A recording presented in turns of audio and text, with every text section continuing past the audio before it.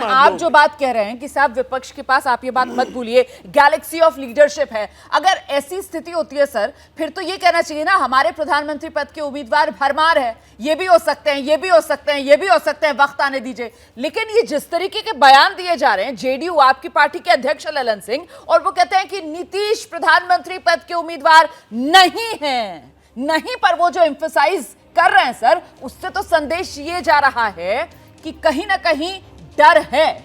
और इस डर की वजह क्या गोपाल अग्रवाल जी बीजेपी है? क्या बीजेपी चाहती है घेराबंदी विपक्ष की इसी रूप में कर रही है कि साहब चेहरा लेकर आओ, ये चेहरे का दबाव विपक्ष पर बीजेपी का? नहीं, देखिए, चेहरे की बात नहीं है, कई बातें हैं, केवल चेहरा नहीं है, आइडियोलॉजी है। क्या है आइडियोलॉजी? केवल मोदी जी का विरोध।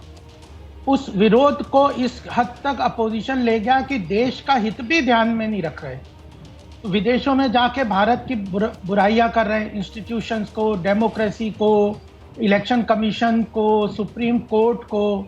तो यह एक तरीके से ना आइडियोलॉजी है, ना चेहरा है, ना लीडरशिप है, केवल एक है मत कि एक ही बात पे ये यूनाइट होना चाहते हैं कि मोदी विरोध कैसे हो, मोदी जी को कैसे हराए।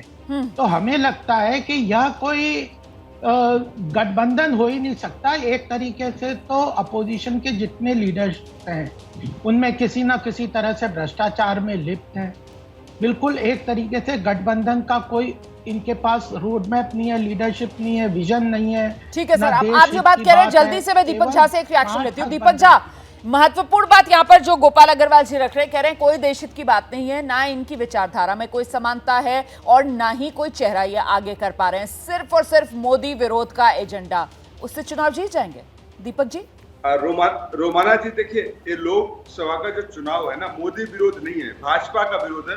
मोदी जी के उन झूठे वादों का, उन झूठे प्रचारों का विरोध है जो मोदी जी ने 2014 से लगातार जनता के साथ करते आए हैं। तो आप गोपाल कृष्ण जी रिलैक्स रहिए, हम मोदी जी का विरोध नहीं करते। मोदी जी हमारे देश के प्रधानमंत्री हैं, जनता ने उनको प्रधानमंत्री बनाया, सम्मान है। लेकिन हमें भाजपा मुक्त करना है, हमें भाजपा के उन झूठे वादों से मुक्ति दिलानी है जनता को। और आप विपक्ष के उन विचारों का चिंता मत करिए, हम तो कम से कम राष्ट्रवादी पार्टियों के साथ ही समझौता करते हैं। आप महबूबा पीडीपी के गोद में भी बैठ सकते हैं। तो आप लोग सत्ता की लोलुपता में क्या करते हैं वो देश ने देखा है। बात यह है रोमाना जी कि भाजपा रूपी जो रावण है ना, वो उसका आतंक इतना फैल चुका है, जैसे रावण का आतंक तीनों लोग नेशनल है, आप उनके साथ संबंध नहीं रखेंगे। उसी तरीके से सुनिए, उसी तरीके से भाजपा रूपी रावण का पूरे भारत के अंदर साम्राज्य फैल के। ठीक है, ठीक है, जल्दी से एक रिएक्शन वरिष्ठ पत्रकार हर्षवर्धन जी का लेंगे, उसके बाद एक और बड़ी खबर मैं आपको बताऊंगी।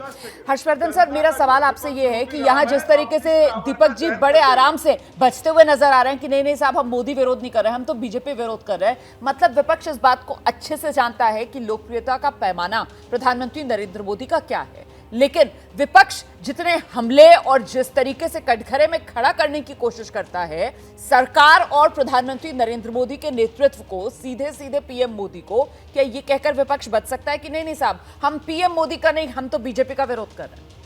कुमार जी, देखिए, अगर आप विपक्षी नेताओं के बयान सुनेंगी तो उनके विरोधाभास बहुत स्पष्ट दिखते हैं। ठीक है, ठीक। राहुल गांधी जी का पूरा हमला, आपके पास एक एक करके सर, राहुल गांधी जी का पूरा हमला ही यही है कि मोदी के काल में ये सब हो गया। सारे लोग कह रहे हैं कि अटल आडवाणी वाली बीजेपी नहीं है, मोदी शाह वाली बीजेपी है। दरअसल इस बीजेपी ने उन लोगों की गुंजाइश खत्म कर दी, उनकी जो राजनीति थी उसको खत्म कर दिया है। और ये सच है कि ये नीतीश कुमार के लिए ललन सिंह ने जो कहा है, इसके पीछे की एक कहानी और है जो पटना में चल रही, दिल्ली में कम चल रही है। दरअसल 12 जून को, यानी आज जो बैठक हो जाती तो नीतीश कुमार का कद बहुत बड़ा होता, लेकिन लालू यादव जी 23 जून की बैठक के सूत्रधार हैं। उन्होंने बातचीत करके फिर से सहमति बनाई है और जो नीतीश कुमार जहां जहां जाकर फोटो अपॉर्चुनिटी कर रहे थे, उस फोटो अपॉर्चुनिटी का बहुत लाभ नहीं हुआ, 12 जून की बैठक नहीं हो सकी। यह भी एक महत्वपूर्ण बात है जिसकी वजह से ललन सिंह को यह कहना पड़ा। बिना किसी संदेह के विपक्ष का यह अधिकार है, ये उनको करना ही चाहिए लोकतंत्र में कि वो किसी के भी खिलाफ लड़े, लेकिन प्रधानमंत्री नरेंद्र मोदी के खिलाफ उनको कोई रास्ता नहीं सूझता है। इसीलिए कभी कोई प्रवक्ता कुछ और बोलते हैं, कभी कोई कुछ और बोलते हैं, भ्रम की स्थिति है। बिल्कुल सर, क्या मजबूरी है मेरी, बताइए। मैं अभी आपको बताती हूँ कि मैंने ओए होए होए होए नमकीन के चटकारे लेते हुए टकटकी मार के डिबेट शो को पॉज रिपीट कर करके देख रहे हैं जोगिंदर जी। इनकी तरह आप भी देखें अपनी फेवरेट डिबेट्स को रिपीट कर और डाउनलोड कीजिए एबीपी लाइव ऐप अपने स्मार्ट टीवी पर।